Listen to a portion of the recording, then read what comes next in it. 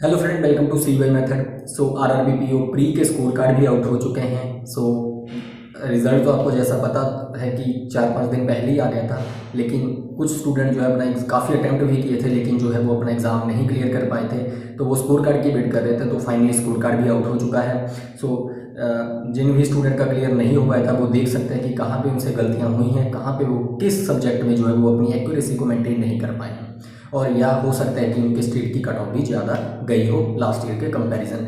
तो अब जो है मेंस में जिनका भी क्लियर हो चुका है, अब मेंस में बैठेंगे, और अब मेंस में उनको जो है अलग स्ट्रेटजी, प्री वाली स्ट्रेटजी नहीं, टोटली डिफरेंट। क्योंकि प्री और मेंस एक अलग चीज़ है। प्री आपसे स्पीड मांगता है, लेकिन आप मेंस आपसे कैसे किन क्वेश्चंस को आप सेलेक्ट करते हो, वो सारी चीज़ें, वो सारी अप्रोचें आपको आनी चाहिए। सो अगर मैं अपने मार्क्स की बात करूं तो मैंने 69 किए थे, मेरे मार्क्स भी 69 आए हैं। 37 रीजनिंग में और 32 जो है क्वांट में। 37 मैंने रीजनिंग में किए थे, 32 मैंने क्वांट में किए थे, तो मेरे 69 मार्क्स आए हैं। सो देखिए, अगर मैं बात करूं नॉर्मलाइजेशन की, नॉर्मलाइजेशन ने फिर से बड़ा रोल प्ले किया। मैं बार बार कहता था कि एक्यूरेसी पे फोकस करिए, नॉर्मलाइजेशन बहुत बड़ा रोल प्ले करेगा।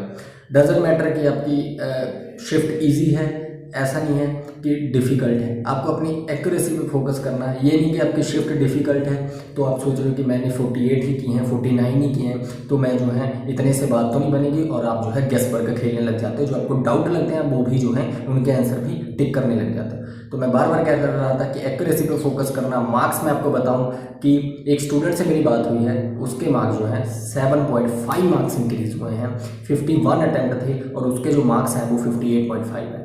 तो एक्यूरेसी पे उसने कहा कि मैंने 51 किए थे, मेरे 51 ही सही थे, कोई डाउट नहीं था उसमें कि कोई गलत हो। और 51 से मेरे जो है कट ऑफ जो है उसकी गई, आई थिंक 56 पॉइंट समथिंग गई है। तो उसकी जो है कट ऑफ क्लियर हुई बिकॉज ऑफ एक्यूरेसी। शिफ्ट उसकी डिफ़िकल्ट थी, जो 1 अगस्त सेकंड शिफ्ट थी, वहाँ पे मार्क्स बहुत सारे स्टूडेंट के इंक्रीज़ हुए हैं, और भी शिफ्टों में इंक्रीज़ हुए हैं, लेकिन सेकंड शिफ्ट जो 1 अगस्त थी वहाँ पे स्टूडेंट्स के मार्क्स काफ़ी मैंने इंक्रीज देखने को मुझे मिले हैं। सो अब मेंस की बात करूँ।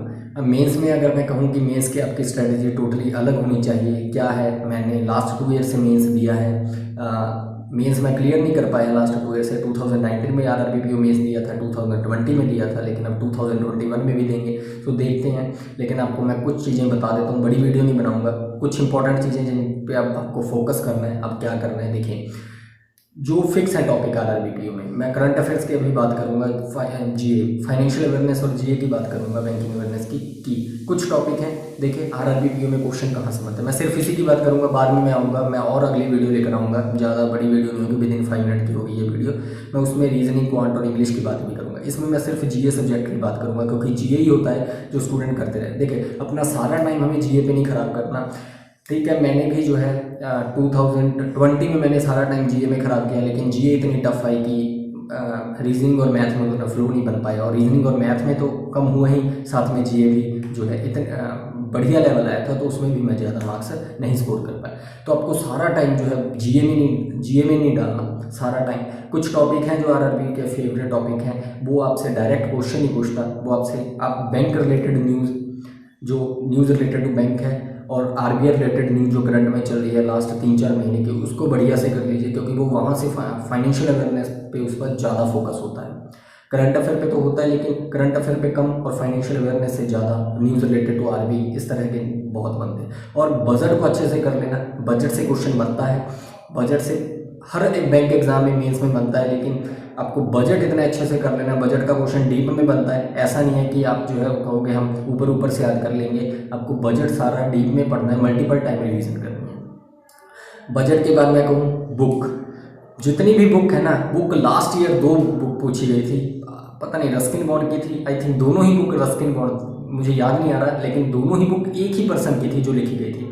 तो बुक को ना अपने, चाहे एक अलग से शीट बना लीजिए, बुक हर जो 3-4 महीने में बुक जितनी भी आई हैं वो सभी मल्टीपल टाइम रिवीजन करते रहे, क्योंकि वो एक क्रैम करने वाली बात हो जाती है। उसको आप मल्टीपल टाइम रिवीजन ही उसका बेस्ट सोर्स है। बुक जरूर याद कर लेना, डेज से क्वेश्चन बनता है, डेज से कर लेना, बुक से जरूर याद कर लेना। बजट हो गया, बुक हो गया, डेज हो गया, न्यूज़ रिलेटेड टू बैंक हो गया, और इसी तरह इस तरह के टॉपिक, और बाकी जो करंट अफेयर है वो आप करते रहना। सो इस वीडियो में इतना ही, थैंक यू।